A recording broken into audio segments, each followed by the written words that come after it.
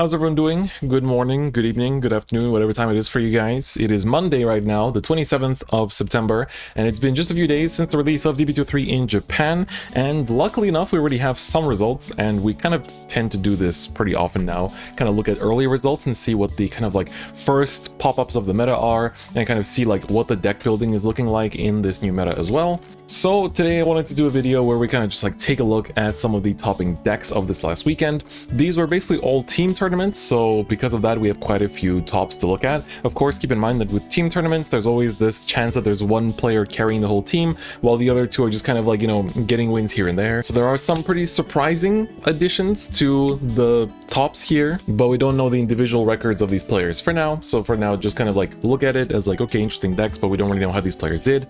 But they topped, which is still something great to look at. I also had my own tournament for the YouTube channel members as well as Twitch subs, which anyone can join for free if you are a Twitch sub or YouTube channel member. And we actually did a D-BT03 format as well. And we had some interesting tops too, so I'm going to feature those two decks that came in the top two because I think those are especially interesting. And that way you guys can see what the meta is slowly kind of shaping up to be at the very start. Obviously the meta's changed a lot, and I want to do a video sometime soon talking about how the set 2 meta has evolved, especially with Lyrical coming out, because I think there's been some really cool patterns and like, you know, different lists popping up here and there, and kind of like evolutions in the meta that have kind of like happened in Japan that a lot of us don't really talk about, and a lot of just kind of people look at it and say like, oh, Bruce, but there was actually quite a few changes throughout the weeks that somehow resulted in Hexaorb topping at the very end, which is pretty fun, right? So anyway, let's take a look at these lists. So first things first, I want to take a look at my own tournament. So this is the FRF standard that we did. So we had, I believe, 21 players or so that showed up. It's during the Asian time zone, so for a lot of American players, it's pretty tough to play in because it's like hell AM for the majority of players, so usually it's just Europeans as well as Asian players. I participated myself with Orphist and didn't do so hot, testing out some of the new cards. But the top two that we had were actually Barrow Magnus as well as Zorga. So Barrow Magnus was played by Dynamis. You can peep the VOD. I'll leave a link in the description to the Twitch VOD if you want to watch the entire tournament. We did the top 8 run for the stream. And so this is the Barrow list, and you can see here it's pretty interesting running Pandemonium Tactics as just like an easy Soul Charge 4, which looks really, really strong. That grade 3 you see on the far right is basically like a Deep Sonicer, but as a grade 3. Ashurta here provides, of course, more, you know, just defense bolstering, which is very nice, and on top of that also goes to Soul, so your Soul count for Barrow goes up as well. 2 of the Girl that basically puts back any number of normal units from your Soul into your deck so you don't deck out, which is also really nice because there are definitely games where you over Soul Charge plenty of times. There's the Greedon support that basically forces the Battle Door effect, which we saw actually come in handy quite a lot throughout the run, and of course the new critical triggers as well give the extra little Soul Charge to the deck as well, which I think is pretty interesting. So getting to watch this be played, you could really see that like Pandemonium Tactics is really huge now, and being able to give you just like an easy Soul Charge 4. And just in general, Barrow seems to be the kind of deck that can use the Dark State support, like no matter what ride line it's supposed to actually support, it can use it very generically, right? It's got Greedon support, it's got Bruce support in here, and it can all, you know, just make use of that. And that's also very nice to see, just, you know, Barrow popping off like that. A lot of us were kind of like worried that Barrow didn't get a triple rare, didn't get much support in this set, but when a deck can use the generic packages or like you just use other ride line cards that well, maybe it's okay. It's not really okay. I do wish Barrow got another triple rare, but I think it's fine as it is because, of course, the deck can succeed a little bit. And in second place, we actually had Sage, who came in second with Zorga. So Zorga really surprised me here because I was really impressed by this one. He did say he wanted to make some changes in this list, saying that he wants to cut the Pot of Greed order, so the new order that you see there is a 1 of next to the Regurgitation, for an extra condensation, and then he wanted to cut the Bell for another Chef, which is the new grade 1 in this set that allows Zorga to actually fetch orders from the drop zone, which is really, really sick, by the way. I think watching this deck be played, I was super impressed by just how good the grade 2 dog really is. It lets you run a much smaller order count, and therefore you can just like, he's basically an extra order, right? Because you can tutor for anything you want, and on top of that you can revive stuff like overtriggers and PGs and persona rides, and then use the dog to actually bounce them back to your hand, which is super, super sick. So I think these 2 cards alone, like basically the Chef and the new dog, essentially let your deck be way less bricky. Your big hand is now less of a fake hand because it's not clogged with orders as much. Like you can basically run the same amount of orders as Orphist does, which is also just really cool to see overall. And so I think it's really, really good. Like honestly, honestly, Zorga is looking super good in this set. I think that people are still catching on to how strong it really is, because I think especially the grade 2 just is super good. Like, this card is insanely nice. So that's it for the English side of things. Now let's take a look at Japan. There was 2 tournaments. One was the Hurricane VGCS. So this one was a team tournament, as I first mentioned. And in second place, we had a pretty nice lineup of Lore in a Roll, which came in first. So this looks like the very typical Lore in a Roll list, you know, running a lot of the Horse Girl with the shield power, as well as, of course, the draw card and the usual amount of orders as well. We're going to be seeing Lore in a Roll here quite a lot, so do get used to this. Prison as well on the second place team. We can see here that this list changed basically nothing except for the new crits, and that's kind of how it feels with Prison right now. Honestly, the promo that came out during Lyrical could have been a triple rare in this set instead, and nobody would have questioned it. It's just that good of a card. And then the last player on the team was actually running Hexaorb with the Blaster Ride line. So I'm personally not sure how well I agree on the Blaster Ride line, because I actually really like the Hexaorb one because it gives you more just like top deck access, so you know how much you should filter. But you can see here that basically this deck is just like all good cards now. You know, you got Fasado still, of course, because that's a great card, but you know, Allwyn for filter, Pentagleams for filter, the new triple rare for filter, Diaglass for the plussing, and of course the new grade 1 lets you search for the Persona Ride. I think at 3 is like a perfect count for it. You got the new crits as well, because this deck does use soul quite a lot, so I think it's really nice to see Hexaorb topping right out the bat as well. I think it's honestly a deck that has a lot of good potential. And then in first place of the Hurricane VGCS, we had Nirvana in the lead. So we see that Expecta is basically kind of like Valiente. You basically play like 2 or 3 copies,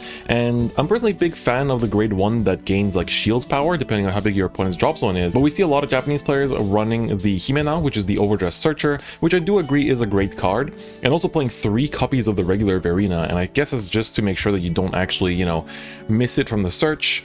And it's also like a free overdress that you can go into Expecta after that. So I think just for having that kind of like main phase free overdress to go into Expecta to have the 15k base is nice, because the only other one you can do that with is Arcs. And Urger you kind of want to keep in hand for the actual multi-attack with Trickstar, so of course that also makes sense. And the new crits were also adapted because of course that gives you soul for your Urger, so you can actually reduce the amount of Togachirashis you run too. Then we also had another Lore in a Roll list. This again looks pretty standard, like again we see these kind of lists pretty frequently. And then finally Bruce, and this Bruce list I think is a bit different than what we're used to seeing, running 8 crit and a 7 crit and 4 draw, Pandemonium instead of the actual Hellblast full dive, 4 of each grade 2 Diablos, so you're even running 4 Edens, which is pretty interesting, and no Marjories, which is quite surprising, and 3 Gungan Rams.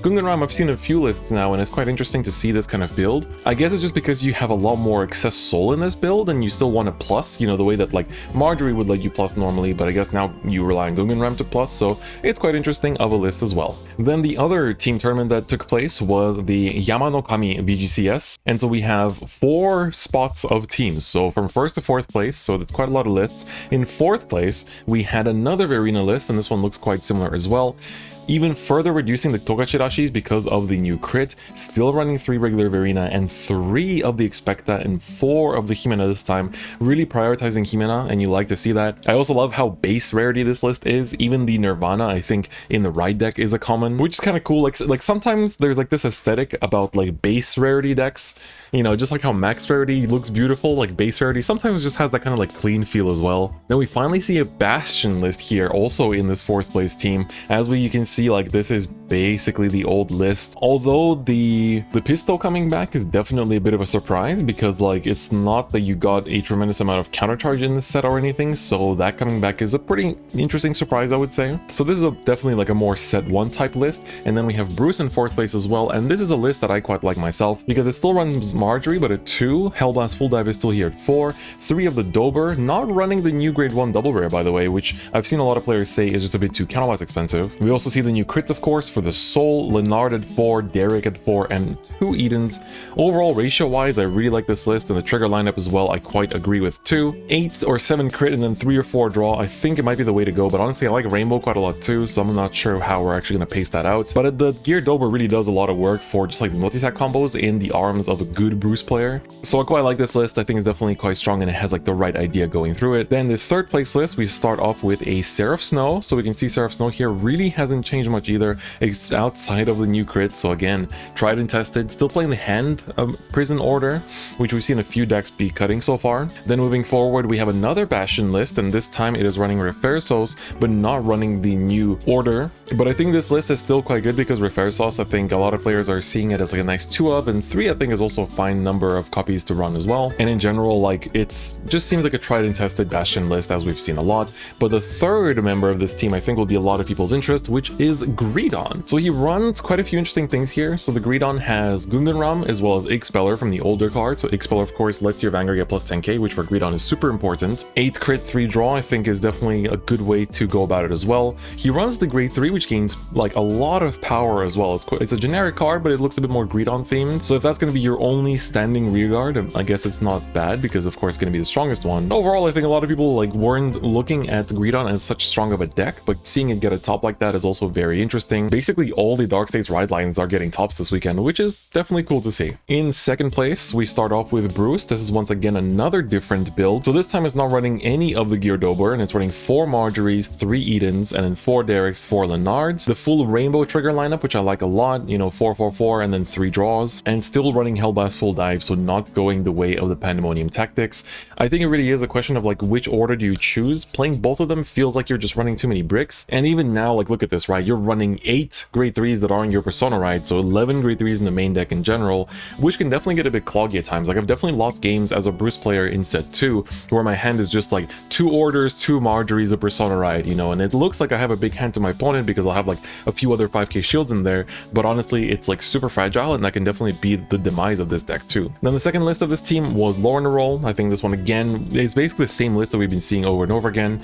There's definitely not too many different ways to build Lorna Roll because, you know, you're locked to playing a lot of these orders, and on top of that, like, the supporting cards are really good, and so you do want to run those as well. So it kind of like doesn't give you as much space and like freedom in terms of deck building, but it's a tried and tested and very strong deck. And then of course Seraph Snow also got a top, finally running the new grade 2. I like the new grade 2 a lot, which says that your opponent your opponent puts a card from their hand to the prison and then draws 1. When I was watching some of the games happening at my FRF tournament, there was actually Che, who made top 8 with prison himself, that actually managed to deck a Zorga player out just by like spamming this card, right? So just like calling it twice, and it was like, okay, you got 1 card in deck, pass. I think this card has potential. It's a pretty cool little grade 2 because it forces your opponent to cycle. Of course, you might give them more shield, but they're also just like giving stuff up into the prison, which is, it's pretty interesting. I think of all the commons in this set for Brancade, or not for Brancade, but for police in general, it's a pretty cool card. And finally, first place, once again, Prison takes it all here as well. As you can see, this one still runs like 1 Dairy Violet, 3 of the grade 1, like the Roomba, the thing that gains like 2k power, 5k shield, so a bit more of a defensive build.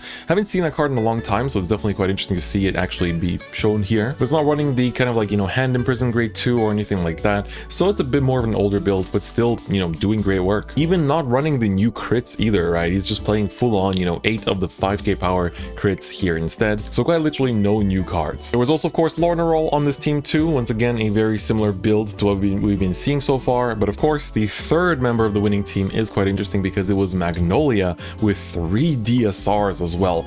Magnolia I think actually got really good support from this set, so I wouldn't sleep on it whatsoever. So you got Ghost Chases, you have the Prize Trident, the new grade 1 that lets you countercharge and also puts itself to soul, so it gives you all the resources you need in Magnolia. The new grade 2 that basically just lets you like bounce itself back from hand, and it's also running the new promo that we had from the Lyrical Booster, I think. So overall I think Magnolia is just like quite fast, runs 1 of like the potential win con grade 2, the double rare that, like, you know, doesn't let your opponent guard with the grades that their reguards are. So I think Magnolia has some good potential in this. It's a bit more of a surprising build, and it's also running quite a lot of crits. You know, 8 crit 3 draw feels like it might not be enough. I've seen a lot of players run like 8 draw or like 6 draw, but I guess you do need the crits to actually like push out that aggression in order to win faster with this deck. And that's basically it. So those were the lists that topped. I just wanted to kind of like feature them because I think it's quite interesting to see things like Magnolia topping, to see like all these different takes on Bruce and Nirvana as well. Bastion lists have definitely been not using the new cards, and I think we might see some of that later on because I think there is some potential here as well. Greedon getting a top was quite interesting, as well as Zorga and Baramagnus on the English side. And so I'm very curious to see how the set 3 meta will evolve, because keep in mind guys,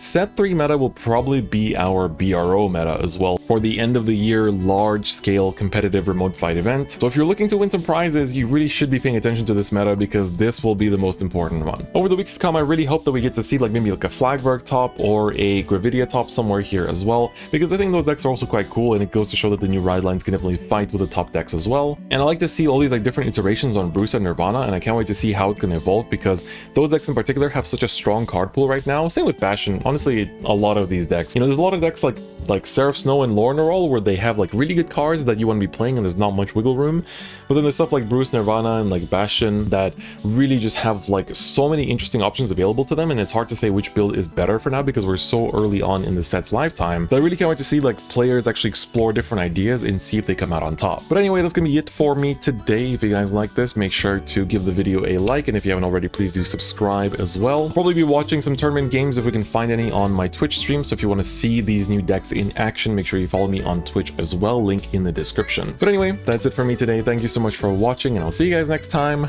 Bye bye.